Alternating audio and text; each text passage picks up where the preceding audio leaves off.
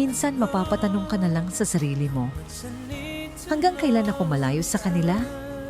Gusto mo nang umuwi, pero hindi pwede kasi may mga umaasa sa'yo. Araw-araw pagod ka, pero wala kang karapatang mapagod. Kasi kapag tumigil ka, sino pa ang magpapatuloy para sa pamilya mo? Tinitiis mo yung lungkot, yung layo, yung mga okasyong wala ka, birthday, graduation, kahit simpleng hapunan, lahat pinapalagpas mo. Pero sa bawat padala, sa bawat ingat ka ha, sa tawag nila sa gabi, parang gumagaan ulit ang pakiramdam mo. Dahil alam mong lahat ng ginagawa mo, para sa kanila, yun. Darating din yung araw na hindi mo na kailangang umalis, na makakasama mo ulit sila buong buo. Wala nang luha, wala nang layo. Ang kapalit ng bawat sakripisyo mo, isang yakap na matagal mo nang hinihintay.